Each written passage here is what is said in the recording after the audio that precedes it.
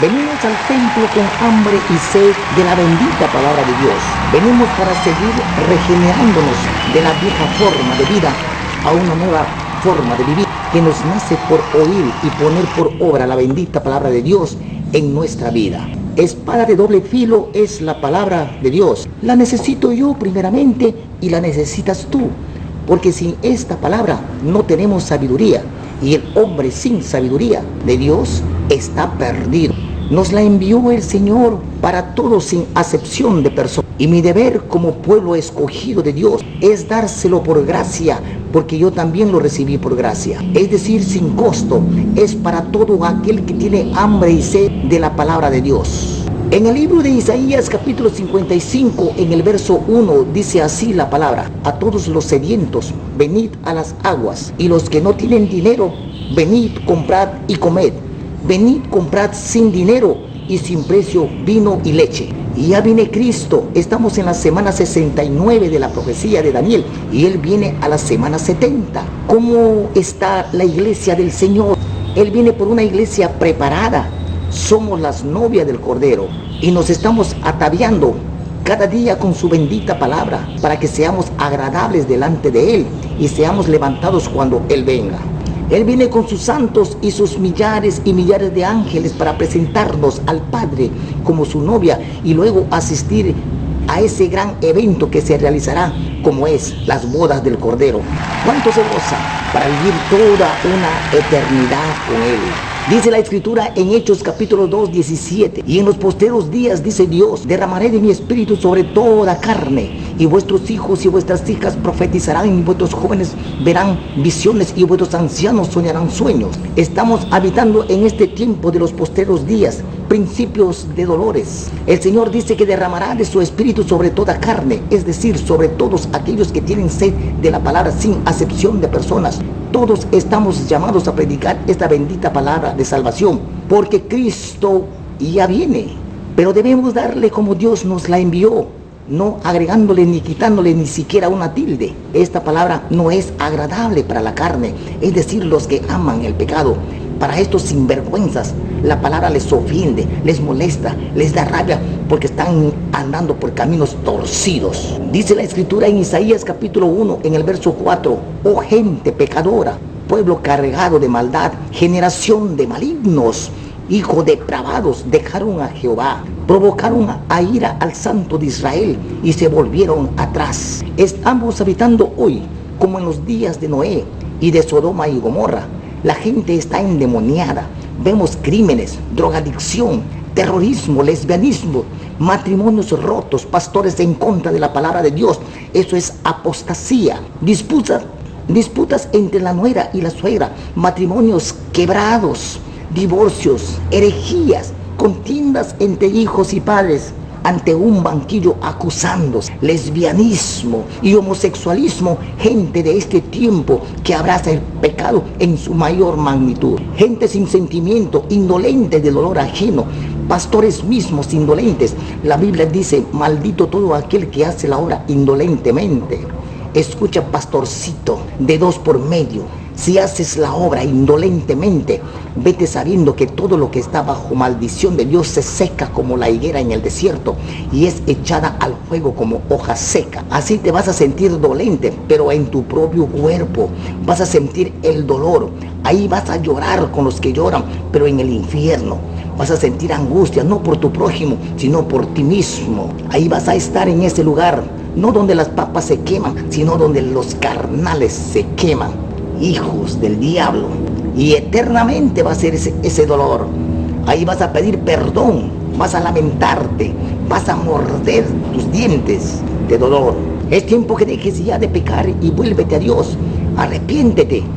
Hay tiempo para ti. No esperes el juicio de Dios. Esta es la gente de este tiempo, pueblo cargado de maldad, generación de malignos, de demonios. Isaías capítulo 5, en el verso 20. Hoy en día a lo bueno la gente le dice malo y a lo malo lo dicen bueno.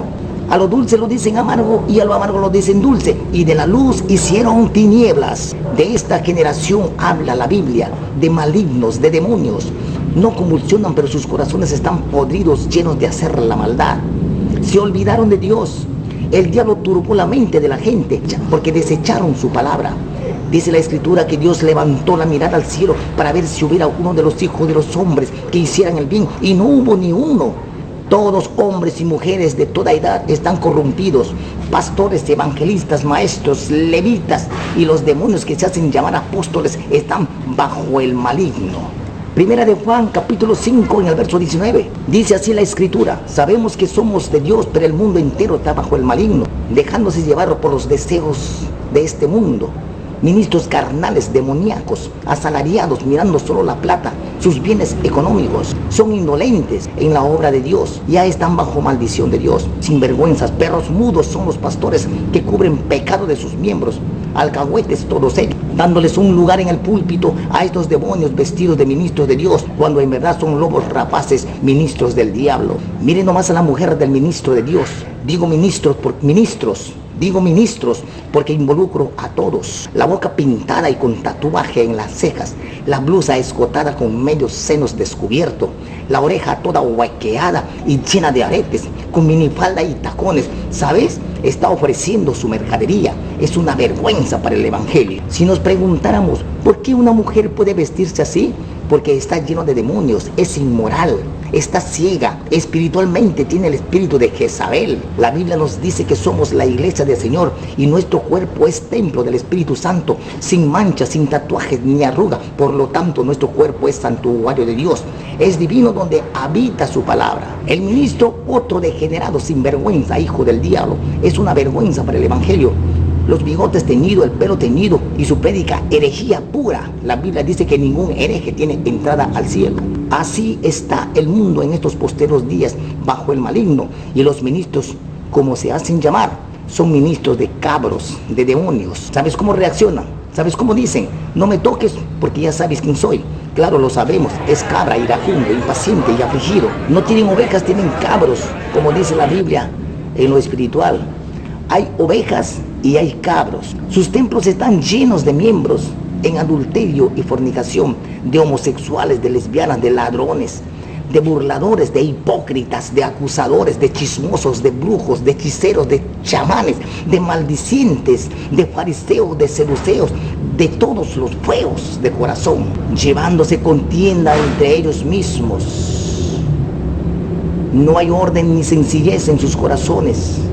La Biblia dice: nadie hace lo bueno, ni siquiera uno, porque Jehová está mirando desde los cielos. Pero recuerda, pastorcito, que vas a dar cuenta a Dios por tus obras, y lo vamos a hacer todos frente al trono blanco en el día del juicio. Esta palabra de Dios es dura, que te va a mover la carne si eres carnal, es decir, si amas el pecado.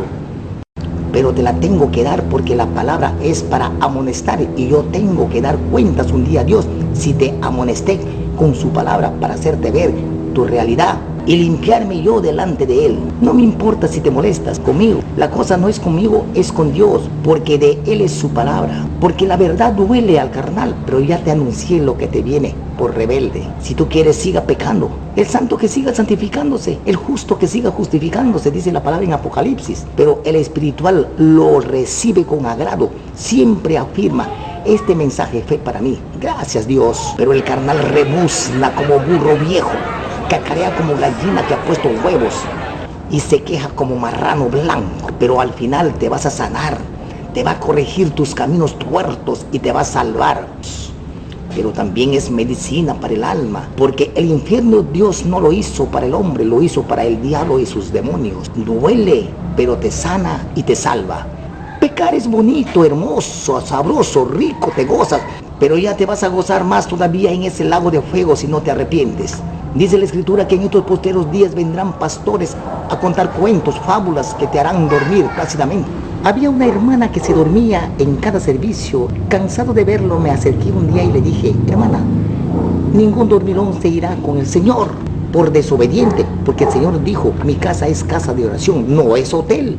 Las señoritas y los jóvenes y todos los carnales de buscar novio, hijos del diablo, que el Señor los reprenda. El pastor predicando la palabra y estos sinvergüenzas chateando en la iglesia con el hermanito que está al otro lado. Pero ya saben lo que les viene. La Biblia dice en Proverbios capítulo 1, 24: por cuanto llamé y no quisiste oír, extendí mis manos y no hubo quien atendiese. El 25 dice, sino que desechaste todo consejo mío y mi reprensión no quisiste. También yo me reiré en vuestra calamidad y me burlaré cuando os vidiere lo que teméis.